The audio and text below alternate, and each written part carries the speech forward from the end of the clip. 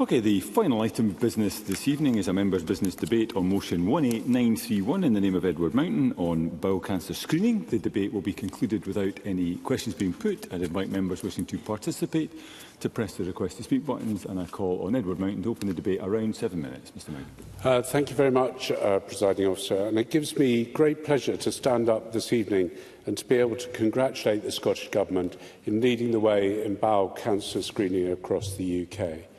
I'd like to take this opportunity to thank the over 67 members of this Parliament who've supported the motion. And I think that by supporting the motion and being able to stand here on the opposition benches to congratulate the Government shows a strength in politics which we should all be proud of, in my opinion. Now, this Parliament is probably different to a lot of parliaments in the past, that we've had 3 MSPs who've had a cancer diagnosis during this session. And I'm delighted when I saw Ruth Maguire back in here earlier this month, but I was devastated, along with other members of this Parliament, that Christina McKelvey wasn't to come back. Now, Presiding Officer, over one in two of us will get a cancer diagnosis during our lifetime. And it's perhaps a good thing if you get a diagnosis that you know can be treated. Now, there are 4,000 Scots every year who get a diagnosis of bowel cancer. And that diagnosis often comes from doing what I've euphemistically called the poo test. You get sent this every 2 years when you're over 50 years old, and it's a very easy test to do. Actually, if you want to do it earlier, you can get the test online. And I did a little check to see how much that would cost. Well, the cheapest test to get it at double the sensitivity, Presiding Officer, that the Scottish Government would do only costs you £20. So I would say that if any person in Scotland has any of the symptoms, like blood in their poo, stomach pains, weight loss, or a change in bowel habits and a lump in their stomach, they should see their doctor. But if they can't see their doctor, buy an online test, because it will give you the indication that you should go to your doctor at the earliest opportunity. Presiding Officer, I'll give way to Mr Graham. Cabinet Secretary Neil Gray.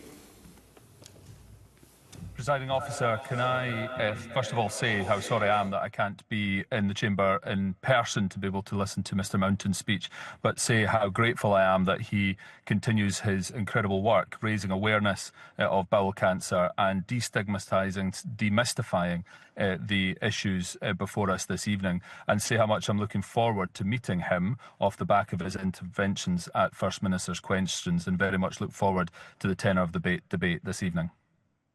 Edward Mountain, I'll give you the time. And I thank the Cabinet Secretary for that intervention. Now, where we were, or where I was, is that the fact that Scotland was leading in bowel cancer screening. And we have a sensitivity test of 80 micrograms of blood per gram of poo in the FIT tests that are sent out. And we've led the way for a long time. But I have to say I'm now disappointed to find that Wales has caught up. And as a Scotsman, I never like to see Wales too close to us when it comes to these things, and they have equalled that target. So surely it must be time to move on. And I do believe it's time to move on, and the figures that I'm going to give you should help you in that decision. First of all, we know that if you catch bowel cancer early, at stage 1, there's a 90% chance of survival after 5 years. If you catch it at stage 2, there's an 85% chance of survival. And if you catch it at stage 3, that drops to 65%. And if you catch it at stage 4, that drops to 40%. So it indicates that the earlier you can catch it, the better it will be. Now, what also means that if you catch it earlier, not only there is a greater chance of survival, but there's less treatment needed and less cost. Now, no one really talks about treatment for bowel cancer, but it can be quite invasive. For me, it was radiotherapy and then chemotherapy and surgery eventually. And the chemotherapy is a hard course to go through, I would say. You know, it's 3 hours sitting in a room with other cancer sufferers on a drip, getting your chemotherapy, and then 2 weeks of pills, 12 pills morning and night, and feeling pretty sick on the back of it. and also not being able to do little things like getting milk out of the fridge because you can't touch anything cold. And also you are made to feel pretty tired by the treatment and pretty isolated. So my view is that if we can avoid the treatment, then there is every reason why we should do that. Let's be also clear, there's a huge cost in treatment as well to the NHS. If you are caught at stage 1 and stage 2, which has been shown in the Cost of Cancer UK report, it's a £33,000 cost in the first year. And if you're caught at stage 3 and 4, that goes up to £46,000. And that's just for the treatment. That doesn't include surgery. If you go for surgery, the cost of surgery can be huge. I know that personally because I saw the bills that related to me, and it probably combines those two figures together to add on top of it. So there is a huge cost for not catching bowel cancer early. So how do we catch it early? Well, as I've explained, in my opinion, reducing or increasing the sensitivity of the FIT test would be the easiest way of doing that. Now, I've discussed with the Minister, who I know takes a personal interest in this. She doesn't have much option because I pester her about it the whole time. But the cost of reducing or increasing the sensitivity of the test is that we'll need more colonoscopies. Now, I've done some research across Scotland, Presiding Officer, and what I know is that the average cost for doing a colonoscopy in the NHS is about £1,800. If you go privately, and you can get it done very quickly, the cost is about £3,000. Now, it doesn't take a lot of maths for me to be able to prove to you that if the costs are going to be close to £60,000 a year for treatment, how many colonoscopies could you get per patient to make it justifiable? So I guess my call to the government and my call to everyone is that we need to catch bowel cancer early. And we can do that by increasing the sensitivity of the tests. And we should be pleased, in my mind, that there is no reason why we can't do that if we train more teams or more colonoscopy teams across Scotland. And if we can't do that, Minister, I think we should be relying on the private sector to deliver those colonoscopies. Because the benefits of it is we'll be saving Scotland money and we'll be saving lives. I don't know what's to not like about it, Presiding Officer. And let's be honest, if we make the test more sensitive, Scotland will be leading the way again, which is where we should be. Thank you, Mr Mountain. We move to the open debate. I call first Jackie Dunbar to be followed by Alexander Stewart. Around 4 minutes, Ms Dunbar. Thank you, Presiding Officer. And can I first of all thank Edward Mountain for bringing this debate to Chamber this evening. Bowel cancer is not a topic that you hear being freely discussed normally, so I would like to thank him for not only taking it to Chamber for debate, but also for being the man not afraid to speak about his health and for being someone who wasn't afraid to speak out during his recovery and talk about his own personal experience. I know he gave folk courage and support by doing so, and it's not easy to talk about things that have had a direct impact on you, especially when you are a private person like he is and who is not in the habit of discussing publicly his private affairs. So through you, Presiding Officer, can I take the opportunity to say to Edward Mountain, following a conversation we had yesterday morning, talking out about this doesn't make him vulnerable, it makes him brave in my eyes. As I know some folk are too feared to poop on a stick, and as they just want to bury their heads in the sand and rather not know. But he went for the test, and then he went viral with his diagnosis and treatment, and he should be proud of himself for doing so. As a woman of a certain age who gets the letters from NHS Scotland asking you to go get tested or checked for various things, such as asthma, COPD, smears, mammograms and bowel cancer, can I honestly say jabbing your jobby with a stick is a doddle, and you don't have to put it in a Tiffany box like Sharon Osbourne used to do before sending it to the folk that she didn't like. You just stick it in the return envelope and post it back to the NHS. It's as simple as that. In Edward Mountain's motion, he congratulates the Scottish Government in taking the lead in bowel cancer screening and recognises that Scotland has the most sensitive level of screening in the whole of the UK. And I would like to echo that sentiment and add my congratulations. But, Presiding Officer, as good as that news is, us, the public, us as individuals, have a part to play as well. We need to take control of our own health. Nobody else is going to do it for us. And I say that because, according to the Public Health Scotland report published in March this year, for the 2-year period up to April 2024, over 1.9 million folk were invited to complete a home bowel screening test. 2/3 of the folk successfully returned their kit, a 66% uptake. Uptake was higher in females than males, and while an overall uptake of 66% sounds good news, that is still a third, approximately 600,000, who didn't return their test. We, as individuals and as a parliament, can and must do better in getting the message out of how important this wee test is. We must remember that bowel cancer is one of the most common cancers in Scotland. And Scotland has the highest rate of bowel cancer diagnosis in the UK.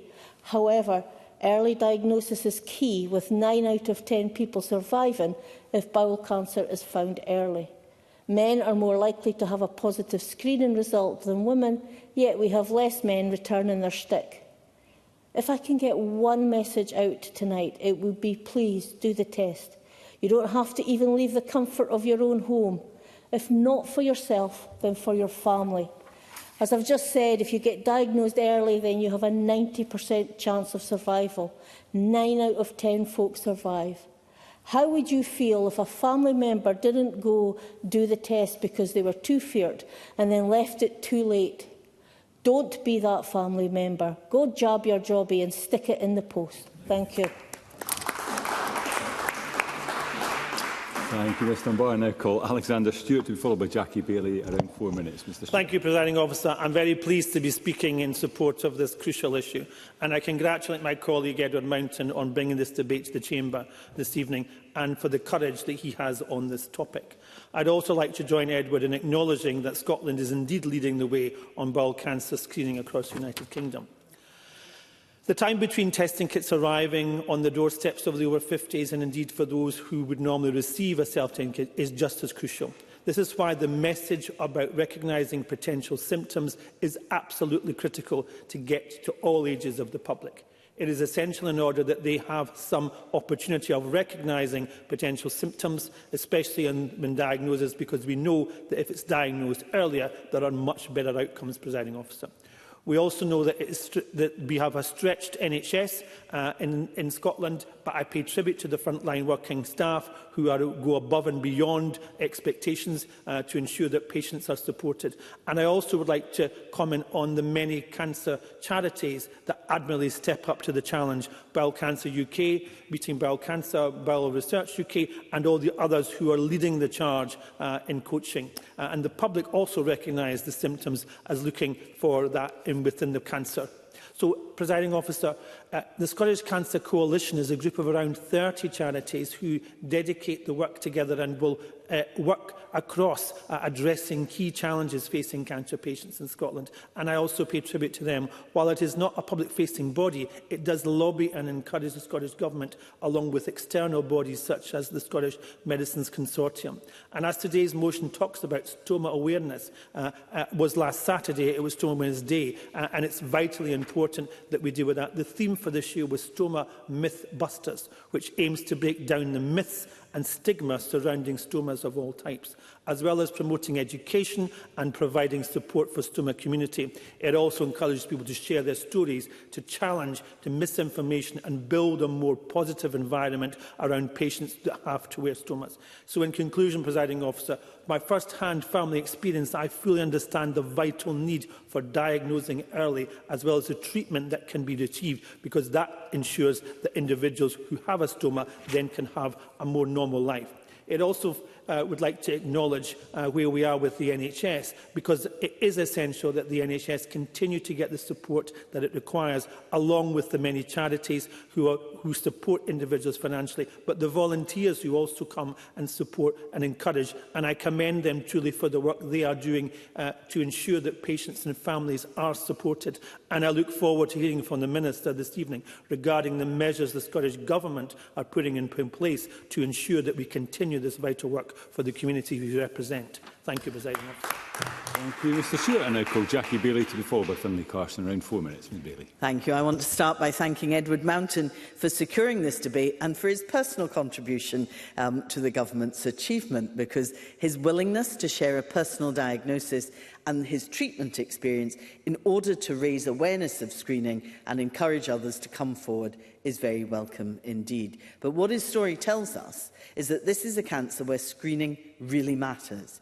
Bowel cancer is one of the most common cancer types in Scotland, and those who are diagnosed early are 14 times more likely to survive. Yet we know from the latest Public Health Scotland figures that there is more that can be done. And whilst congratulating the Government, we cannot afford to be complacent. Of those Scots eligible for screening, only around half of those in the most deprived areas took it up, compared to 3/4 of those in the least deprived areas. That's a 22 percentage point gap, even wider than the inequality in breast cancer screening. And while men are more at risk, uptake is lower, particularly in the most deprived areas. Now, earlier today, I attended an Atos Breast Cancer Now briefing, where I heard how mobile units can be targeted more and more precisely at hard-to-reach populations to increase screening uptake. In fact, Edward Mountain, I think, previously highlighted a suggestion that where uptake for bowel screening is low, perhaps the NHS could use mobile units to reach people in these hard-to-reach communities. And it would be useful if the Minister would address what the Scottish Government is doing to increase screening uptake, particularly in disadvantaged areas. But, you know, it isn't just about screening. For those who are referred for a colonoscopy, 7 in 10 had to wait more than 4 weeks to receive it. 3 in 10 of those waited more than 8 weeks. 8 weeks of stress, anxiety and fear before getting answers. Worryingly, last year, the Royal College of Surgeons and Physicians of Edinburgh warned MSPs on the Health Committee that 4 in 10 stool samples containing blood are not followed up because of a shortage of colonoscopy capacity across NHS Scotland. The current threshold for investigation in Scotland is, I'm told, 4 times the trigger point suggested by the UK National Screening Committee. We can do better than that and build on the positive achievements to date.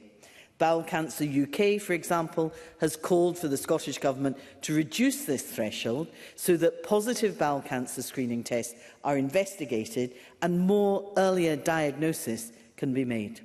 Now, Cancer Research UK, in their Cost of Cancer report, also tell us that the cost of treating bowel cancer increases the later it is diagnosed, so it makes economic sense to detect early. There are some cancers so complex, Presiding Officer, and so rare that the chances of being able to treat the patient and allow them to continue to live a normal life are currently quite low. But bowel cancer is not one of them. So I want to leave the chamber with the story of a woman who's had emergency bowel surgery at the start of June.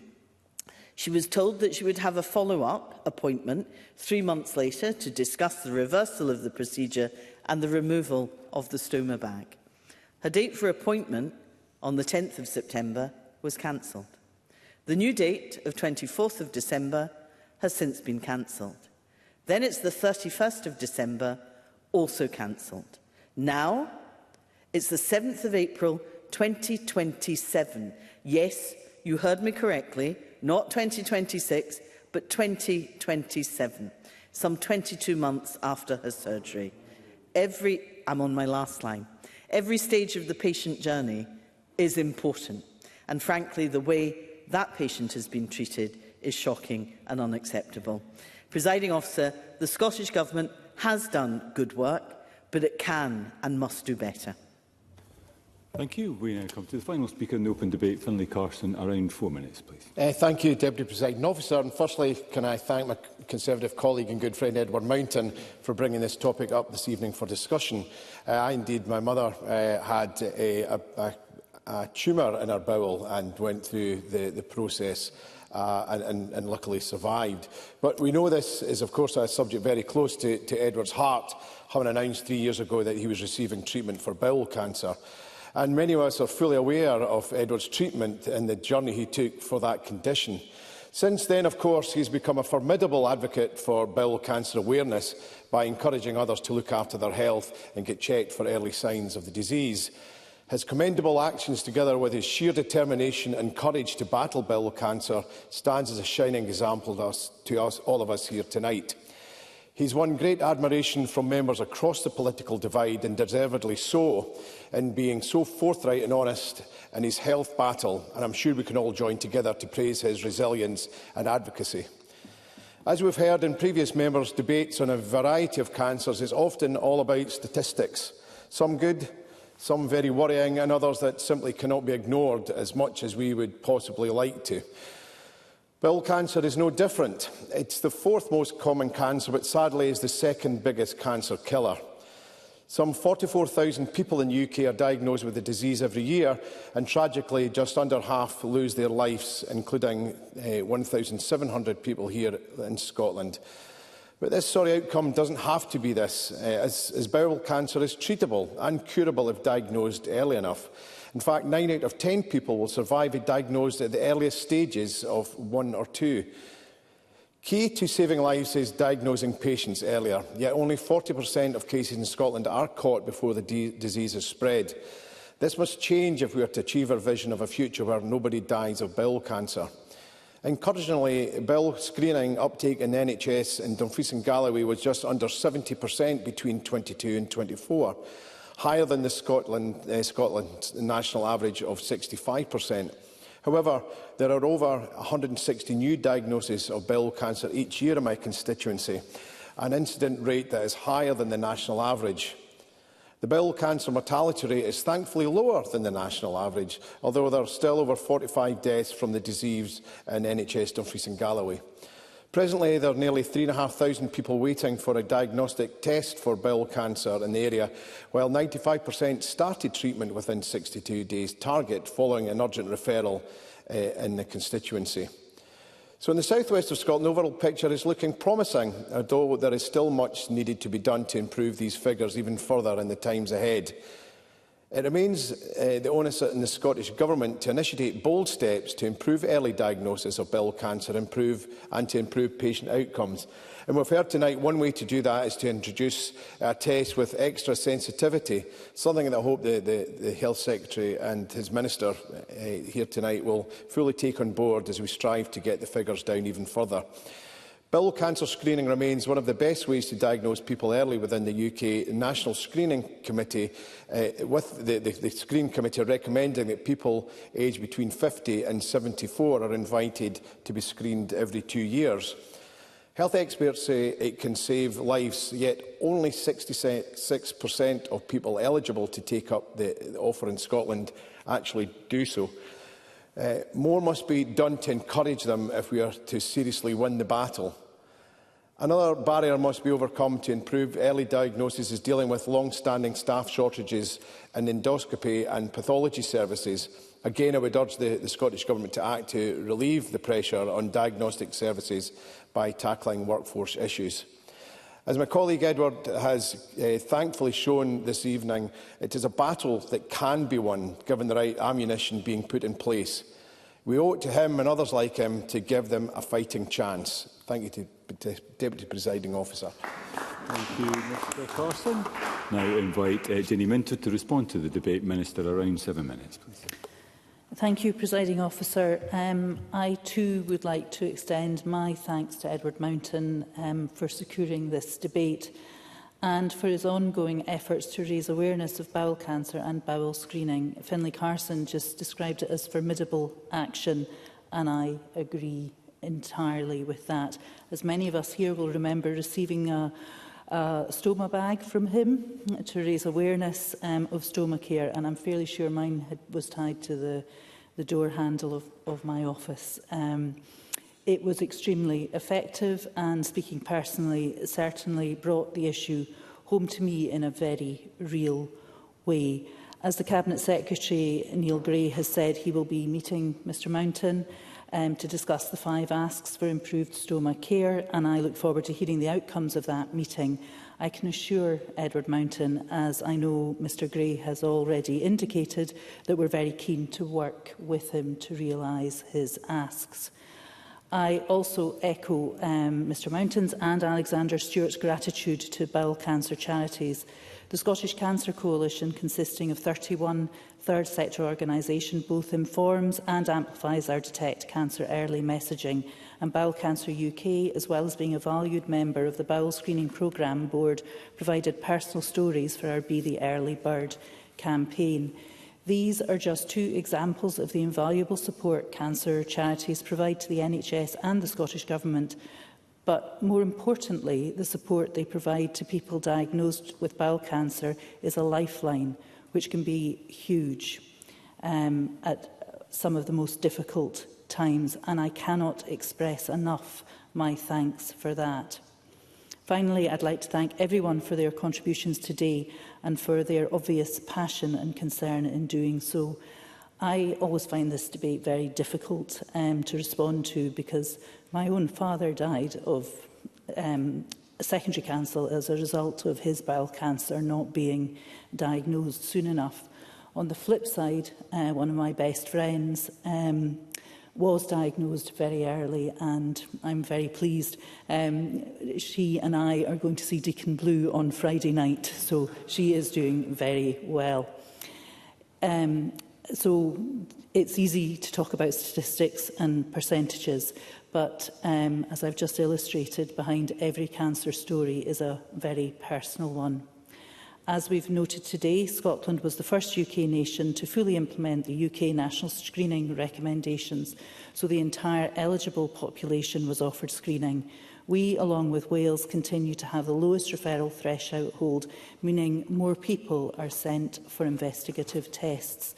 That means more cancers detected early, or when treatment is likely to be more effective, and that means more people given the chance for another birthday, another Christmas, to see a child get married, or simply to have more time with family and friends, and we should never take that for granted.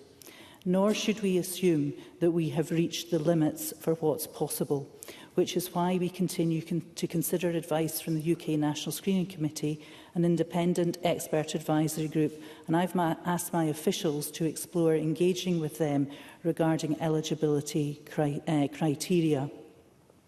As many people have noted, around 2/3 of people returning their screening kits exceeds the 60% target.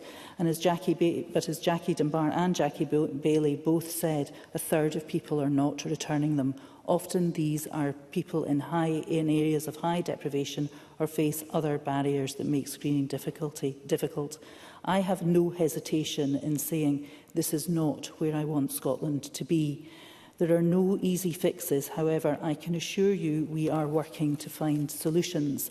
Some will seem small, but also have significant impact. For example, Public Health Scotland are improving the bowel screening invitation letters to include a suggested return date for the kit. A pilot revealed that simple step increases uptake. Work is also ongoing to make it easier to request information in other languages and formats, which will increase accessibility for people across Scotland. And more broadly, the 2023 Equity and Screening Strategy set out a vision to improve accessibility across screening programmes. It has resulted in all health boards developing bespoke inequality plans, and we now have an equity and screening network which allows experts to share what works, just as importantly, what doesn't. These initiatives may take time, but I'm confident we will see reduced inequalities and increased uptake across all screening programmes, including bowel cancer.